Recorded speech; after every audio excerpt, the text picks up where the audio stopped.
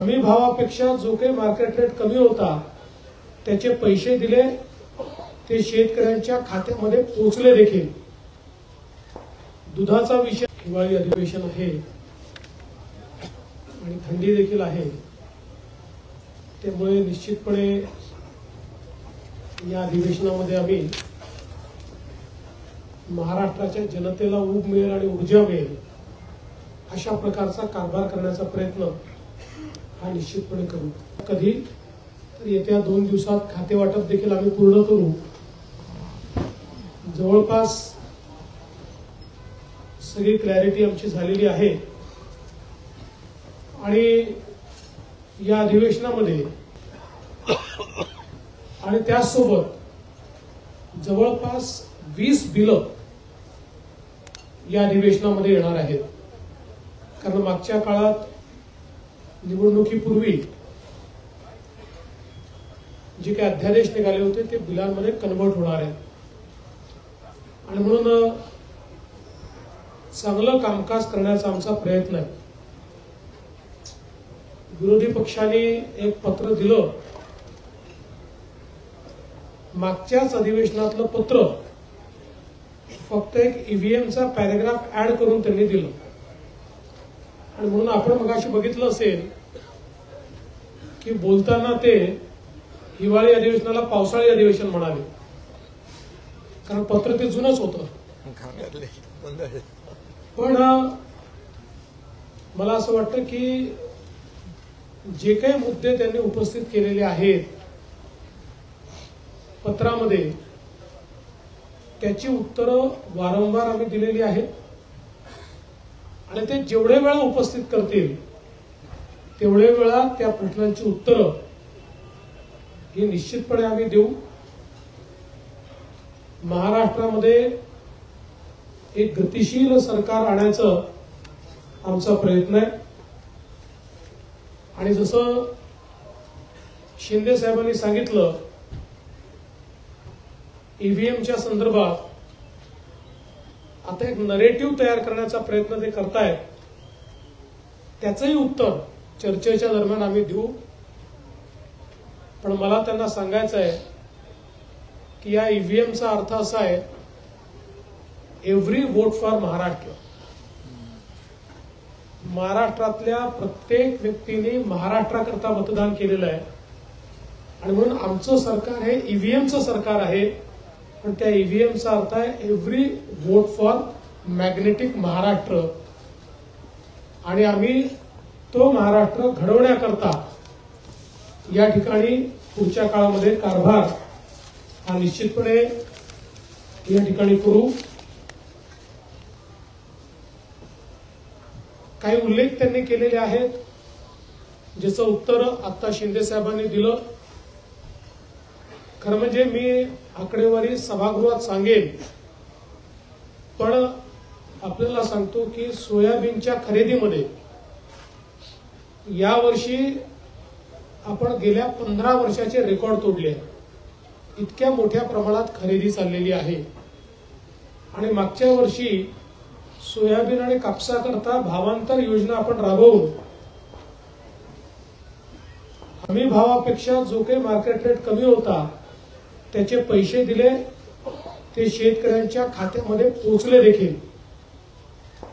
दुधाचा विषय असेल त्याला 5 रुपये 7 रुपये अशा प्रकारे मदत करण्याचं काम आपण केलं आणि एकूणच शेतकऱ्याच्या पाठीशी आपण उभं राहिलो।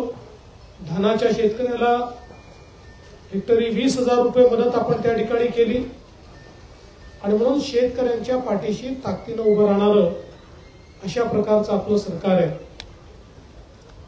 काही घटनांचा उल्लेख देखील या ठिकाणी करण्यात आलेला आहे।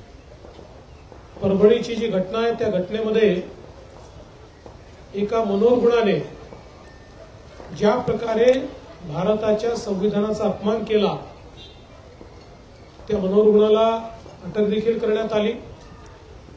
दुर्दैवाने त्याच्यानंतर एक उद्रेक देखील झाला। मला या निमित्ताने ही विनंती करायची आहे की अशा प्रकारे एखाद्या मनोरुग्णाच्या कृत्यावर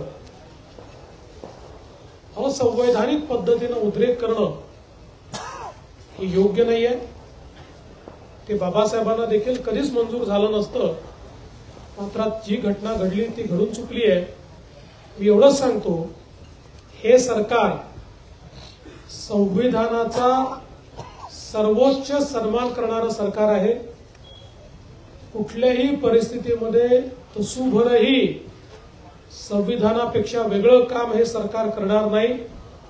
आम्ही सगळ्यांनी ज्या संविधानाची शपथ घेतली आहे त्या शपथेप्रमाणेच हे सरकार काम करेल, संविधानाचा गौरव करेल, हा विश्वास या निमित्ताने मी देतो.